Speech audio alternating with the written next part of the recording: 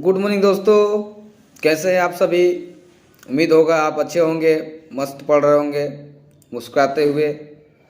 तो आज हम आपको हमारे चैनल जीनियस स्टडी पॉइंट 0011 में स्वागत करते हैं।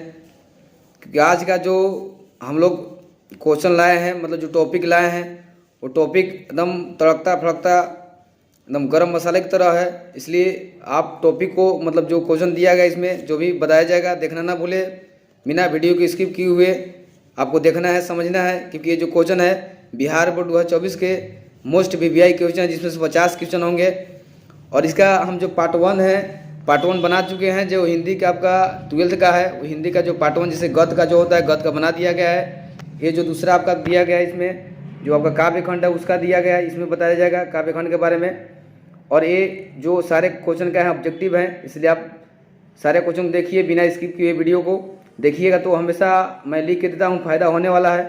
क्योंकि हर एक क्वेश्चन बहुत ही चुन करके वीवीआई लिया गया है, ताकि आपको सीधे ही सीधे का बोर्ड में लौट जाएगा। इसलिए आप वीडियो को देखना ना भूलें, बिना स्किप किए वीडियो को देखें। और वीडियो को यदि नए आए होंगे देखने वाले, आप नए होंगे, पहली बार देख रहे होंगे, तो वीडियो को क्या करना है, आपको सब्सक्राइब करना है और साथ में जो बेल आइकन है उसको भी प्रेस कर देना है। और देखते हुए अपने जब भी देखिएगा तो वीडियो को लाइक करते चलना है। और यदि वीडियो कुछ चीज़ें में आपको कोई दिक्कत हो, समझने में कोई दिक्कत हो, तो कमेंट करना है। और कमेंट के जरिए हम दोबारा आपको उस चीज़ को बारे में बताएंगे। तो चलिए हम लोग बिना देर किए आगे देखते हैं, समझते हैं। देखिए जैसे क्वेश्चन दिया गया है अकाउंट से, क्योंकि हम लोग 50 तक पढ़ चुके हैं। अकाउंट से क्वेश्चन दिया गया है कि कड़बक के कवि कौन है। जो कड़बक है, मतलब एक पाठ का नाम है कड़बक, उसके कवि कौन है। तो इसका ऑप्शन ए दिया हुआ है कबीरदास, बी दिया है सूरदास, सी दिया है मलिक मोहम्मद जायसी, डी दिया है नाभादास। तो इसका जो करेक्ट आंसर हो जाएगा वो आपको हो जाएगा मलिक मोहम्मद जायसी। ऑप्शन सी हो जाएगा बिल्कुल सही आंसर। आगे दिया हुआ है, कहता है 52 कहता है कि जायसी किस तरह के कवि हैं। जो जायसी जी थे वो किस तरह के कवि हैं। पहला दिया ऑप्शन भक्त, ठीक है, भक्ति कवि थे। दूसरा में दिया हुआ बी में सूफी कवि थे, सी में दिया श्रृंगारिक कवि थे, डी में दिया इनमें से कोई नहीं। तो जो जायसी थे कैसे कवि थे, तो सूफी कवि थे। कैसे? सूफी धर्म कवि होते हैं, उसी प्रकार ये भी कवि थे। जिससे आप मंझन को पढ़े, मंझन भी आपका सूफी कवि थे। अब 53 में आते, 53 कहता है कि जायसी जी के काव्य का मुख्य रस क्या है। तो कौन सा रस उनका है, तो ये आपका है श्रृंगार रस। कौन सा रस है? श्रृंगार रस है। ऑप्शन नंबर हो जाएगा आपका बी, बिल्कुल करेक्ट आंसर। आगे बढ़ते हैं दोस्तों। आगे दिया हुआ है, करेगी पद्मावत किसकी रचना है। जो पद्मावत है किसकी रचना है, तो ऑप्शन ए दिया है मुल्ला दाऊद, ठीक है, दाऊद ये तो होगा नहीं। बी में दिया है कुतुबन, ये भी नहीं होगा। डी में, सी में दिया है जायसी की। तो ऑप्शन सी जो होगा बिल्कुल करेक्ट आंसर हो जाएगा 54 का।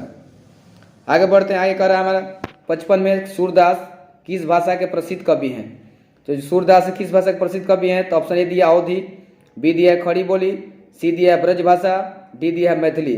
तो इसका जो करेक्ट आंसर हो जाएगा वो आपको हो जाएगा ऑप्शन नंबर सी, ब्रज भाषा। जो ब्रज भाषा है उसका है एक अत्यंत ही प्रसिद्ध कवि है कौन, सूरदास। नेक्स्ट पढ़ते हैं दोस्तों।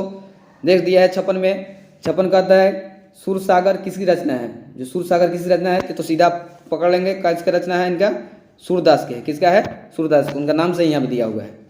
आगे बढ़ते हैं 57 नंबर में आते हैं। 57 नंबर कहता है भगवान श्री कृष्ण किस कवि के पूज्य थे, ठीक है। तो इसका ऑप्शन ए दिया है तुलसीदास के, बी दिया है जायसी के, सी दिया है कबीरदास के, डी दिया है सूरदास के। तो किसके पूज्य थे, मतलब है उनको कौन पूजता था, तो सूरदास। कौन पूजते थे? सूरदास। ये आपका ऑप्शन डी हो जाएगा बिल्कुल करेक्ट आंसर। आगे बढ़ते हैं। आगे कर रहा है 58 में तुलसीदास का जन्म कब हुआ था। तो तुलसीदास जन्म कब हुआ था, तो ऑप्शन ए दिया है 1540, बी दिया है 1543, सी दिया है 1545, डी दिया है 1550। तो इस ऑप्शन का, मतलब इस 58 नंबर क्वेश्चन का जो करेक्ट आंसर हो जाएगा वो आपको हो जाएगा ऑप्शन और बी 1543 ईस्वी में। आगे देखिए, समझिएगा। आगे दिया हुआ है 59 में, करे रामचरितमानस किसकी रचना है। तो रामचरितमानस किसकी रचना है, इसका आप आंसर जानते हैं कौन सा है। ऑप्शन नंबर बी हो जाएगा तुलसीदास के। किसकी रचना है? तुलसीदास के। आगे देखते रहिए। आगे दिया है आपका 60 में कर रहा है तुलसीदास का मूल नाम क्या था।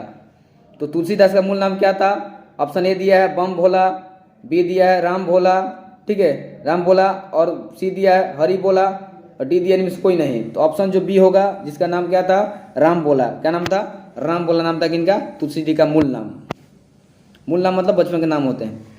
एक देखिए एक शर्त में दिया है कपटुक, ठीक है, कपटुक अब, ठीक है, कपटुक अमर पाई में अम्ब संबोधित किया गया, मतलब जो ये देखिए कविता का लाइन लिया गया है, ठीक है। कपटुक अवसर पाई में जो अम्ब है, अम्ब जो शब्द है, उस शब्द का संबोधन किसको, मतलब किसको अम्ब कहा गया है। इसका ऑप्शन ए है सीता को। किसको कहा गया, अम्ब मतलब अम्बा, तो कौन है, सीता है, ठीक है। आगे देखते हैं 62 में। 62 कहता है तुलसीदास के शिष्य थे। कौन शिष्य थे तुलसीदास के, मतलब शिष्य मैंने करे कि तुलसीदास के शिक्षक गुरु, मतलब शिक्षा के गुरु कौन थे, बताना आपको यहाँ पे मतलब एक तरह ये बोला कि जो तुलसीदास थे उनके गुरु कौन थे, गुरु कौन थे, मतलब उनको शिक्षा कौन दिए थे, आपको समझना है। तो ये हम देखते हैं पहला ऑप्शन नरहर दास, ठीक है, नरहरिंग दास, ये तो होगा नहीं। बी में दिया रविदास, सी में दिया है शेष सनातन, डी में दिया है मधुसूदन सरस्वती, ठीक है। तो तुलसीदास के जो उनको शिक्षा देने वाले जो गुरु थे वो कौन थे, वो थे शेष सनातन। कौन थे, शेष सनातन, बहुत प्राचीन थे ये गुरु। आगे देखते हैं 63 कहता है छप्पा है शीर्षक के रचयिता कौन है, छप्पा शीर्षक के रचयिता कौन है। इसका ऑप्शन ए दिया है सूरदास, बी दिया है कबीरदास, सी दिया है नाभादास, डी दिया है तुलसीदास। इसका करेक्ट आंसर हो जाएगा आपका नाभादास। कौन है, नाभादास है छप्पा शीर्षक के रचयिता। 64 का नाभादास का अस्थायी निवास कहाँ है, मतलब कहाँ रहते थे नाभादास, तो रहते वृंदावन में। कहाँ रहते थे, वृंदावन में रहते, ठीक है। तो ज़्यादातर जो कवि होते वृंदावन में, तो वहाँ पे एकांत जगह है, इसलिए वहाँ पे जाते रचना करने के लिए, इसलिए इनका भी कहाँ रहते थे, वृंदावन में रहते थे। आगे चलते हैं, आगे दिया है 65 में करेक्ट भक्तमाल के रचयिता कौन है, भक्तमाल के रचयिता कौन है। तो इसका ऑप्शन ए है कबीरदास, बी है गुरु नानक, सी है रैदास और डी है नाभादास। तो 65 का जो करेक्ट आंसर आपका हो जाएगा वो हो जाएगा नाभादास, ऑप्शन नंबर डी बिल्कुल सही। आगे जाते हैं 66 में। 66 करता है कि नाभादास किसके शिष्य थे, जो नाभादास किसके शिष्य थे, मतलब उनके गुरु कौन था। तो इसका जो करेक्ट आंसर हो जाएगा वो आपको हो जाएगा ऑप्शन नंबर सी स्वामी अग्रदास के। कौन इसके, स्वामी अग्रदास के क्या थे, शिष्य थे, मतलब स्वामी अग्रदास नाभादास के गुरु थे। तो ऑप्शन सी हो जाएगा बिल्कुल सही आंसर। 67 में आते हैं कि भूषण रीतिकाल के रीतिकाल किस धारा के कवि है। भूषण जो है रीतिकाल के किस धारा के कवि हैं, तो रीतिकाल के धारा है, उसके बाद किस धारा के कवि हैं, ठीक है। तो धारा पूछना आपको बताना है यहाँ पे। तो इसका ऑप्शन दिया है ए निर्गुण धारा, बी दिया है रीति युक्त धारा, सी दिया है सगुण धारा, डी दिया है रीति युक्त धारा। इसका जो करेक्ट आंसर हो जाएगा वो आपको हो जाएगा ऑप्शन नंबर डी बिल्कुल सही, रीति युक्त धारा, ठीक है, याद रखिएगा। इसमें देखिए जो ऑप्शन बी है और डी है दोनों शायद सेम है, लेकिन यहाँ पे खाली स्पेस का अंतर है, इसलिए ऑप्शन डी हो जाएगा बिल्कुल सही।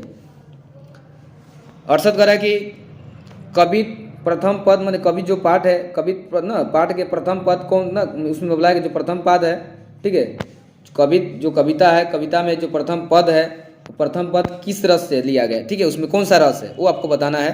तो ऑप्शन ए दिया है वीर रस, बी में दिया है श्रृंगार रस और सी दिया है करुण रस, डी दिया इनमें से कोई नहीं। तो कवि जो मतलब एक पाठ है, माने जो कविता है, उस कविता के प्रथम जो पद है, पद का जो रस है, रस क्या है, तो ऑप्शन ए आप याद रखिएगा वीर रस। क्या है, वीर रस है। चलिए दोस्तों आगे देखते हैं। आगे करा 69 नंबर क्वेश्चन कहता है कि शिवाजी के पुत्र का नाम था, मैंने शिवाजी के पुत्र का क्या नाम था। तो इसका ऑप्शन नंबर हो जाएगा बी साहू जी। का नाम था, साहू जी नाम था किसके, शिवाजी के पुत्र का। 17 में आते हैं। 17 कहता है शिव राजभूषण किसकी कृति है, जो शिव राजभूषण किसकी कृति है, तो किसकी है, सीधे देखिए भूषण से भूषण नाम मिला है, याद रखिएगा किसकी है, भूषण की है, ऑप्शन नंबर बी बिल्कुल सही। आगे आते हैं। आगे कहता है 71 में कि जयशंकर प्रसाद का जन्म कब हुआ था। तो इसका ऑप्शन दिया 1980, बी में दिया 1985, सी में दिया 1989, डी में दिया 1990। तो इसका 71 का जो करेक्ट आंसर हो जाएगा वो आपको हो जाएगा ऑप्शन नंबर सी 1989 में जयशंकर प्रसाद का जन्म हुआ था। आगे बढ़ते हैं। आगे कह रहा है 72 में कि जयशंकर प्रसाद हिंदी साहित्य के किस काल के कवि हैं, यानी जो जयशंकर प्रसाद हैं वो हिंदी साहित्य के किस काल के कवि हैं। तो इसका ऑप्शन ए दिया रीतिकाल, बी दिया आदिकाल, सी दिया आधुनिक काल और डी दिया भक्ति काल। तो किस काल के कवि थे? ऑप्शन नंबर ए हो जाएगा, मतलब ए तो होगा नहीं, बी भी नहीं होगा, और सी हो जाएगा इसका करेक्ट आंसर आधुनिक काल, क्योंकि आधुनिक काल को ये क्या बोलते हैं, याद रखिए भारतेंदु युग कहा जाता है। आगे चलते हैं दोस्तों, आगे दिया हुआ 73 में, 73 में मनुष्य का शरीर क्यों थक जाता है? ठीक है, मनुष्य का शरीर क्यों थक जाता है? तो ऑप्शन ए दिया मन की चंदनता। ठीक है, मन इधर उधर दौड़ता है, उसी कारण क्या होता है, जो आदमी का मन क्या होता है, मतलब मनुष्य का जो शरीर का होता है, थक जाता है। चलिए दोस्तों, हम लोग 73 तक कंप्लीट कर लिए, आगे बढ़ते हैं हम लोग 74 में आते हैं। 74 कहता है कि मैं उषा की ज्योति में कौन सा अलंकार है?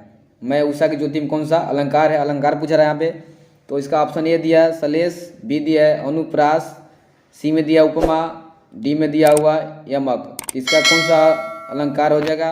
74 का आपका करेक्ट आंसर हो जाएगा ऑप्शन नंबर बी अनुप्रास। चलिए आगे बढ़ते हैं, आगे देखा गया आपको, आगे 75 करें कि तुमुन कोलाहल ना कोलाहल कल में शीर्षक कविता का रचयिता कौन है? जो तुमुन कोलाहल ना कल में जो आपका शीर्षक है, उस शीर्षक के रचयिता कौन है? तो इसका ऑप्शन ए दिया सूर्यकांत निराला त्रिपाठी, और बी दिया जयशंकर प्रसाद, सी में दिया है महादेवी वर्मा, डी में दिया है पंत। तो देखिए तुमुन, ठीक है, जो तुमुन जो दिया है पाठ, उस पाठ का ठीक है रचयिता कौन है? तो उसका रचयिता हो जाएगा option number B Jaishankar Prasad. 76 दिया कि पुत्र वियोग शीर्षक कविता के रचनाकार कौन है? तो इसका ऑप्शन आपका ए दिया जयशंकर, ये तो होंगे नहीं, बी दिया है सुभद्रा कुमारी चौहान। जो सुभद्रा कुमारी चौहान है, यही का है आपका पुत्र वियोग के का है, आपका करेक्ट आंसर हो जाएगा सुभद्रा कुमारी। ठीक है, उन्हीं के का रचयिता है पुत्र वियोग। आगे दिया है 77 करें कि सुभद्रा कुमारी चौहान का जन्म कहाँ हुआ था? तो इनका जन्म कहाँ पे हुआ था बताना, स्थान ऑप्शन ए दिया है वाराणसी, बी दिया है कानपुर, सी दिया है इलाहाबाद। तो इलाहाबाद का था इनका जन्म स्थान है, इलाहाबाद में इनका जन्म हुआ था।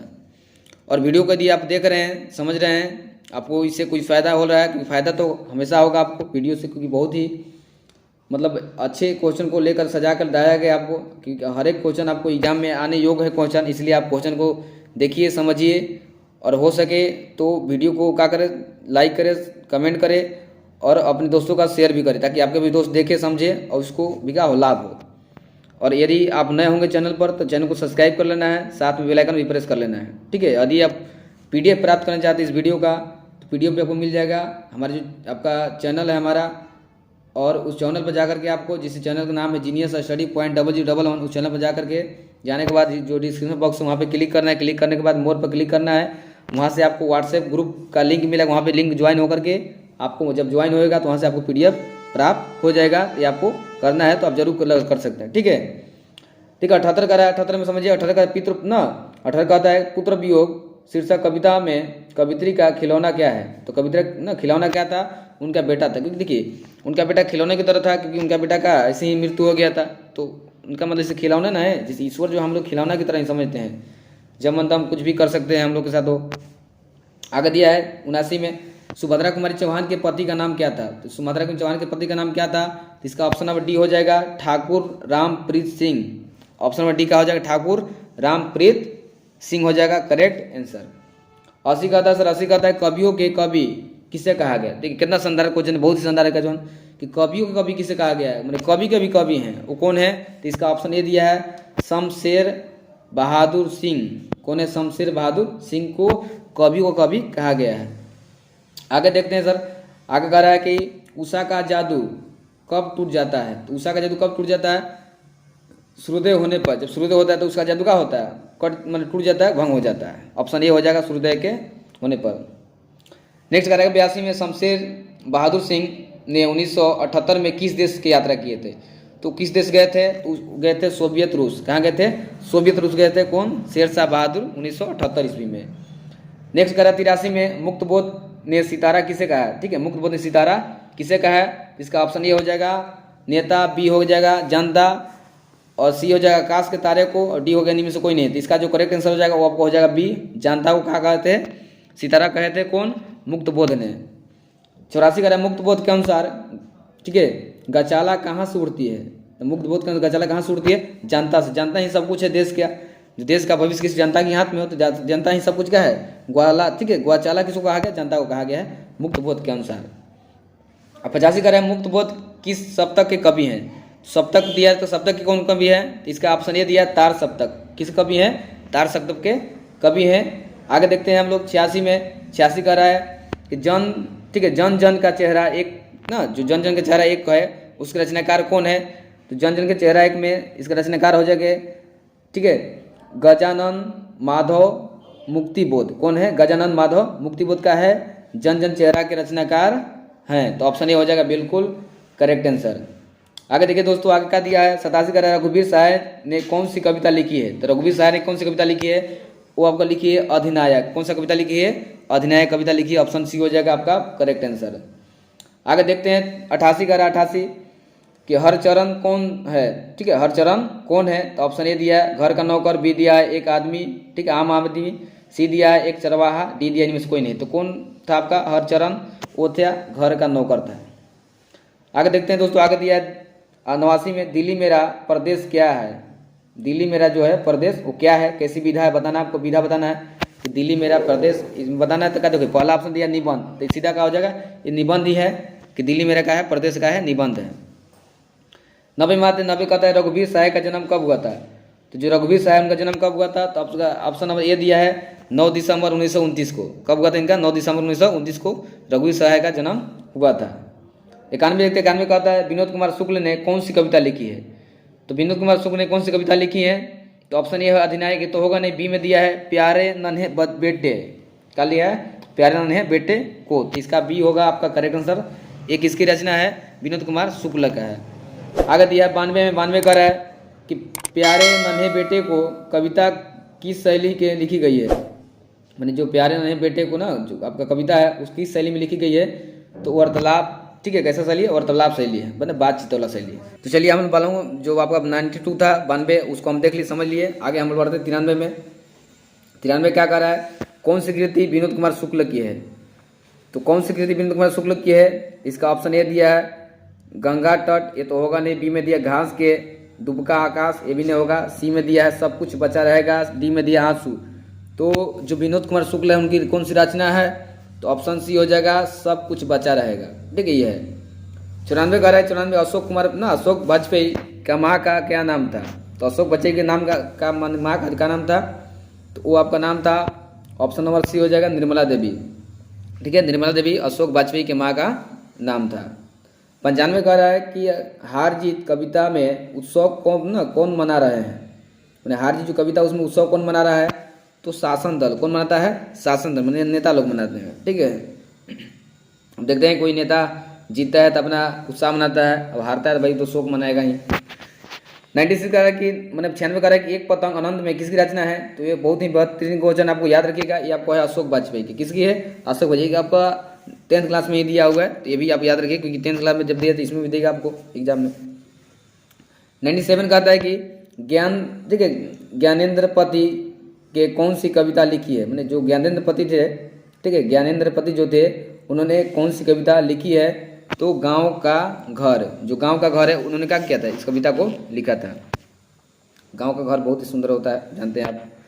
98 कहता है सर कि गांव में किनकी, ठीक है, धुने धुलाई नहीं पड़ती।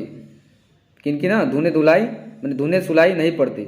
मैंने यहाँ बोला गया गांव में किनकी धुने सुलाई नहीं पड़ती। तो ऑप्शन ए दिया है फिल्म गीत की, और बी दिया है शोक गीत की, सी दिया है लोकगीत की। तो ऑप्शन आपका क्या हो जाएगा? सी लोकगीत की, ठीक है। ये आपका होता है धुने सुनाई नहीं पड़ती, ठीक है, लोकगीत वहाँ पे नहीं होता है, ठीक है। ये आपका ऑप्शन हो जाएगा सी, बिल्कुल सही आंसर। चलिए 98 हम लोग देख लिए। अब आते हैं 99 पर। 99 क्या कहता है सर? 99 कहता है कि दूध डूबे अंगूठे के छाप किनके हैं? तो दूध डूबे अंगूठे के छाप किनके हैं? तो इसका ऑप्शन हो जाएगा ए दादी के, बी होगा माँ के, सी होगा बूढ़े ग्वाला दादा के, और डी होगा इनमें से कोई नहीं। तो जो बूढ़े ग्वाला दादा थे उनका क्या था? ये आपका हो जाएगा उनका जो था हाथ, अंगुली, मैंने अंगूठे जो था दूध में का, दूध डिब्बे में डूबा हुआ था, ठीक है, छाप था एक तरह से। अब लास्ट आता है, लास्ट मैंने 100 क्वेश्चन कहता है गांव का घर कविता के कवि कौन है? गांव का घर कविता के कवि कौन है? इसका करेक्ट हो जाएगा आपका, वो आपको हो जाएगा ज्ञानेंद्र पति। कौन थे? ज्ञानेंद्र पति थे, ऑप्शन बी हो जाएगा बिल्कुल सही आंसर। तो चलिए दोस्तों, हम लोग ने टोटल 100 क्वेश्चन जो वीवीआई मोस्ट वीवीआई क्वेश्चन थे हिंदी के खंड 2 के, ठीक है, मतलब खंड ब के थे, खंड हम लोग अ के पिछले वीडियो में देखे, मतलब उसमें बताए हैं, उसको आप देख सकते हैं, जा करके देखना होगा तो। और बाकी यदि आप नए होंगे चैनल पर, सब्सक्राइब कर लें चैनल को, बेल आइकन प्रेस कर लीजिए। और वीडियो को देख रहे हैं तो आपको लाइक करना है, शेयर करना है, कमेंट करना है। और आप एग्ज़ाम जो हो रहे हैं आपको फरवरी 24 में, उसको एग्ज़ाम दीजिए, मस्त दीजिए, ज़्यादा टेंशन लेना नहीं है। आपको एक नॉर्मलता के अनुसार पढ़ना है, ऐसा नहीं कि आप हड़बड़ी में पढ़े, जब लास्ट हो तब पढ़े, मतलब आप एक हर मतलब समय के मतलब देखते हुए पढ़े, हर चीज़ भी करना इसी में। तो इसलिए आप पढ़ाई पर थोड़ा सा फोकस करना बहुत ज़रूरी है, कि पढ़ाई पर जितना लास्ट में हम ज़्यादा फोकस करते हैं उतना ही अच्छा हमारा मार्क्स आता है। इसलिए आप लोग ध्यान रखते रहिए अपना, ठीक है। और ठंड भी है, थोड़ा सा ध्यान रखा कीजिए। चलते हैं हम लोग, जय हिंद।